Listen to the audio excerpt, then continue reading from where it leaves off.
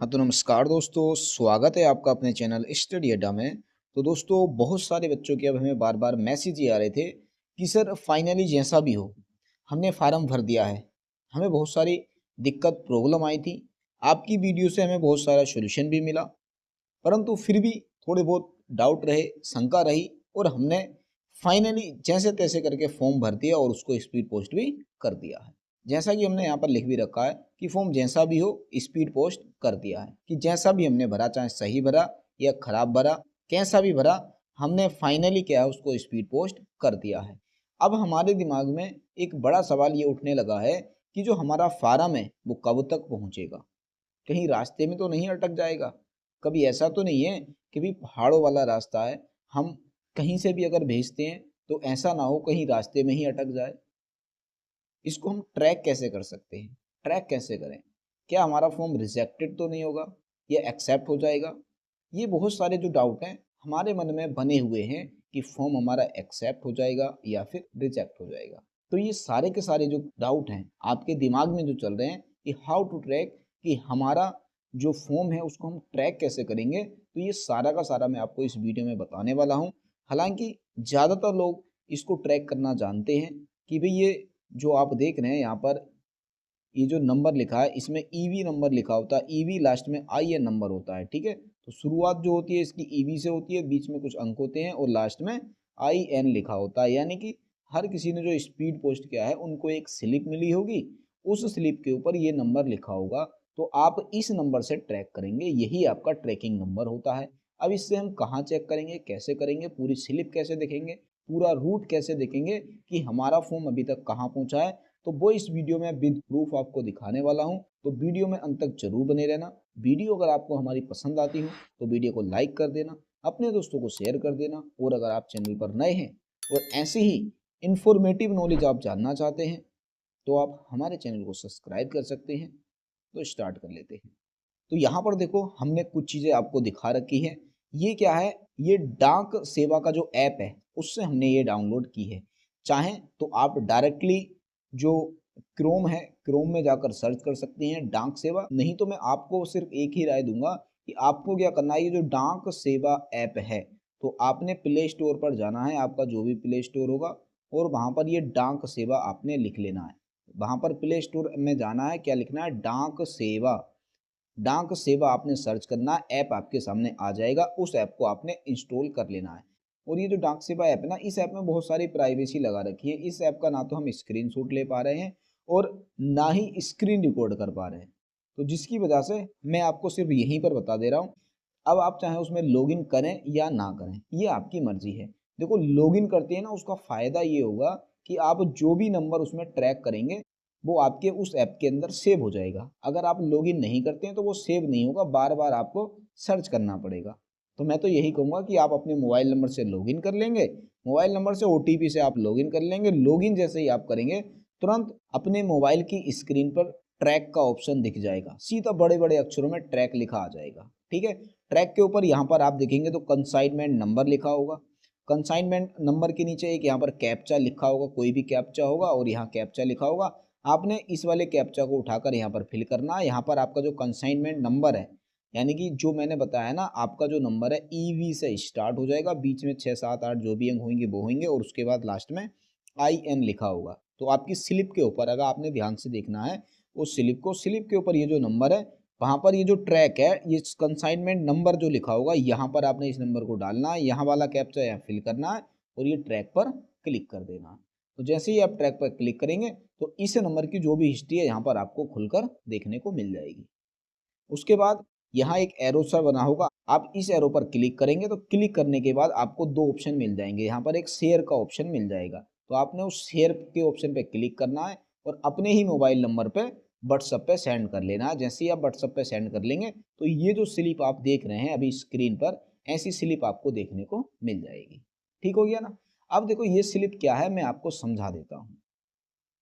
यहाँ देखो कि ये जिस भी व्यक्ति का पार्सल है, ये जिस भी व्यक्ति का फार्म है, इन्होंने जो बुक्ड किया था, यानी कि ये स्पीड पोस्ट किया था, ये किया था 14/11/2025 को, यानी कि 14 तारीख को। अगर हम दिन देखेंगे तो 14 तारीख को फ्राइडे पड़ रहा था, तो फ्राइडे को इन्होंने पोस्ट किया था और टाइमिंग भी था यहाँ पर 15:26, यानी कि हम कह सकते हैं 3:26 पर, यानी कि PM 3:26 PM पर इन्होंने बुक किया था। कहाँ से किया था? बाजपुर से किया था। फिर ये आगे पहुंचता रहा, देखते रहो आप कहाँ कहाँ पहुंचा। रुद्रपुर पहुंचा, रुद्रपुर से फिर अल्मोड़ा, अल्मोड़ा से बागेश्वर। ये देखो बागेश्वर, यानी कि फाइनल जो ऑफिस है, ये जो फॉर्म है डिलीवर्ड हुआ है, ये कहाँ पर हुआ है? यहाँ पर लिखा है देखो, आइटम डिलीवर्ड। तो आइटम डिलीवर्ड हो गया, तो इसका मतलब जहाँ पर भी आपने भेजा था वो पहुँच चुका है। तो ये देखेंगे बागेश्वर पहुँचा था 15:26 पर, यानी कि 3:26 पर। भाई ये तो अच्छा हुआ, 3:26 पर ही बुक किया था और 3:26 पर ही ये पहुंचा है। और पहुंचा कब है? ये 17 तारीख को पहुंचा है। 17 तारीख का मतलब ये है कि देखो, फ्राइडे, फिर आ गया सैटरडे, फिर आ गया संडे। तो ये यहाँ पर 14 है या 15 है या 16 है, और यहाँ पर मंडे को 17 पहुँच है डेट, यानी कि ये मंडे को पहुँचा है 17 में। अगर हम ये संडे को यहाँ से कट कर देते हैं तो देखो, फ्राइडे के बाद सैटरडे एक दिन, सैटरडे के बाद सीधा मंडे 2 दिन, यानी कि हम नॉर्मली कह सकते हैं कि 48 घंटे के अंदर पहुँच गया है। ठीक है, अगर हम संडे वाले डे को हटा देते हैं तो, क्योंकि संडे भाई छुट्टी होती है, वर्किंग डे होता नहीं है, जहाँ पर भी पहुँचा होगा वहीं पर अटक गया होगा। इसीलिए हम कह सकते हैं कि ये क्या है, 48 घंटे के अंदर पहुँच चुका है। ठीक हो गया ना। बाकी इसके बाद अगर हम देखते हैं, यहाँ पर भी अगर आप देखेंगे तो देखो 14 तारीख है, यहाँ पर 15 है, 16 कहीं पर भी नहीं है। 16 क्यों नहीं है भाई? क्योंकि छुट्टी थी, और छुट्टी वाले दिन कुछ काम होता नहीं है, जिसकी वजह से यहाँ पर 16 की जो डेट है वो हिस्ट्री में भी आपको नहीं दिखेगी। तो इसका मतलब ये जो फार्म है 48 घंटे के अंदर पहुँच गया है। तो इसका मतलब हम यही भी कह सकते हैं कि डिस्टेंस के हिसाब से कुछ जो फार्म है आपके वो 48 घंटे के अंदर पहुंच सकते हैं। तो आपका जो क्वेश्चन रहता है ना कि हमारा फॉर्म कब तक पहुंच जाएगा, तो देखो 48 घंटे में भी पहुंच सकता है। बाकी मैं आपको और भी दिखा देता हूं कि और फार्म कब से कब तक पहुंचे हैं। ये फार्म आप देखिए, ये भी 14 तारीख को ही बुक हुआ है 15:26, यानी कि 3:26 पर ही बुक हुआ है। इसके बाद अगर हम देखेंगे ये 17 को ही पहुंचा है, ये भी 3:56 पे पहुंचा है, 3:56 पे, यानी कि नॉर्मली हम यहाँ पर भी कह सकते हैं कि लगभग 48 घंटे के अंदर पौड़ी भी पहुंच गया है बाजपुर से। ठीक है, इसके अलावा हम देखो ये दूसरा देखते हैं। दूसरा देखेंगे, ये भी देखो 14 तारीख को है, 14 तारीख को बुक हुआ था 3:26 पर है, और ये पहुंचा कब है? 17 को 3:48 पे चंपावत पहुंचा है, यानी कि लगभग 48 घंटे के अंदर ये भी पहुंच गया है। तो ये भी 48 घंटे में पहुंच गया है। दूसरा अगर हम देखते हैं तो ये भी 14 तारीख को बुक हुआ था 3:26 पर ही। इसकी अगर हम डेट देखते हैं तो ये भी, ये देखो 16 बजे, यानी कि यहाँ पर हम कह सकते हैं ये लगभग 49 घंटे में पहुँचा है। तो वही 48-49 घंटे में, और कहाँ पर पहुँचा है? टिहरी पहुँचा है। ठीक हो गया। ये देखो अगला हम देख लेते हैं, ये भी 14 को बुक हुआ है, 3:26 पे बुक हुआ है। 15 को पहुँचा है, ये पहुँच गया 1:51 पर, 1:51 पर, यानी कि PM पर। अरे ये देखो, ये तो भाई 24 घंटे से भी पहले पहुँच चुका है, 24 घंटे से भी पहले, यानी कि हम यहाँ अगर नॉर्मली कैलकुलेट करें तो लगभग 22 घंटे में यह पहुँच गया है। तो ये देखो 22 घंटे में, तो 22 घंटे से भी कम ही समय लगेगा, और ये कहाँ पहुँचा? भीमताल, यानी कि नैनीताल पहुँच चुका है। तो आप देख ही रहे हो ना कितना कितना टाइम लग रहा है। यहाँ देखते हैं, ये भी 14 तारीख को बुक हुआ है 15:26 पे, यानी कि 3:26 पे बुक हुआ है। दूसरा अगर हम देखते हैं तो ये पहुँच गया है 18, यानी कि 6:13 पे, और PM पे 6:13 PM पर ये पहुँच गया है। कहाँ पर? अल्मोड़ा। डेट है 15 को ही ये पहुँचा है। तो यहाँ से अगर हम टाइम कैलकुलेट करेंगे तो 3:30 से 6:30 लगा लो लगभग, तो ये लगभग हो जाएगा 24 और 3 27, 27 घंटे में ये पहुंचा है। तो देख लो इस तरह से ये पहुंचे हुए हैं पार्सल, इनमें किसी में कोई ज़्यादा टाइम भी नहीं है। ये भी 14 को बुक हुआ है 15:26 पे, 15:56 पे, लगभग 48 घंटे में 17 को पहुंचा है। तो लगभग 48 घंटे में ये पहुंचा है। तो ये देखो हमने आपको इतने सारे दिखा दिए हैं कि ये आपका जो फार्म है वो कब तक पहुंचेगा। तो कब तक पहुंचेगा, तो टाइम आप देख लो यहाँ पर, लगभग 21-22 घंटे से स्टार्ट होकर ये लगभग आपके 48 घंटे भी लग सकते हैं। हाँ, मुझे कुछ मैसेज और भी आए थे जिन्होंने कहा था कि सर हमारे 72 घंटे हो गए अभी तक फार्म नहीं पहुंचा है। तो बिल्कुल देखिए, कुछ जो दुर्गम क्षेत्र है ना, वहाँ पर पहुँचने में थोड़ा टाइम लग सकता है, यानी कि 1 वीक तक का भी टाइम लग सकता है, परंतु मैक्सिमम जो है वो आपके लगभग 3 से 4 दिन में पहुंच ही जाएंगे। 3 से 4 वर्किंग डे होते हैं ना, तो स्पीड पोस्ट क्या होता है, सबसे पहले आपको पहुंचा ही देता है। अगर हम मैक्सिमम टाइम में आपको बता सकता हूँ तो 1 वीक लगेगा, 1 वीक से ज़्यादा नहीं लगेगा। बाकी अभी मेरे पास सिर्फ इतने ही ये स्क्रीनशॉट लोगों ने भेजे हैं। बाकी जैसे ही मुझे और स्क्रीनशॉट मिल जाएंगे जिनमें थोड़ा ज़्यादा टाइम होगा, वो मैं आपको प्रोवाइड करा दूंगा। ठीक है, तो अभी तक जो हमारे मैक्सिमम पहुँचे थे वो लगभग 49 घंटे, यानी कि हम ये बोल सकते हैं कि 50 घंटे में, कि 50 घंटे में स्पीड पोस्ट पहुँच गए हैं। बाकी अगर और मिलते हैं तो और भी आपको दिखा दिया जाएगा। तो आपको देखो, मैंने इस वीडियो में ये बता दिया है कि आपने जो फॉर्म स्पीड पोस्ट किया है, आपका फॉर्म कब तक पहुंचेगा ये मैंने आपको बता दिया। कहीं रास्ते में तो नहीं अटकेगा, तो ऐसा ख्याल बिल्कुल भी मत करो कि आपका फॉर्म अटक जाएगा। तो ये फॉर्म भाई कभी भी नहीं अटकता है। हाउ टू ट्रैक कैसे करना है ये भी मैंने आपको बता दिया है कि आपने डाक सेवा का ऐप डाउनलोड कर लेना है। नहीं तो आप अगर डायरेक्टली क्रोम में इसको ओपन करेंगे तो साइट से भी ट्रैक कर सकते हैं। परंतु डाक सेवा ऐप डाउनलोड करने का ये फ़ायदा है कि जो हिस्ट्री है, जो भी आपका ट्रैकिंग नंबर है, आपको बार बार डालना नहीं पड़ेगा, एक ही जगह से आप आसानी से ट्रैक कर सकते हैं। ठीक हो गया।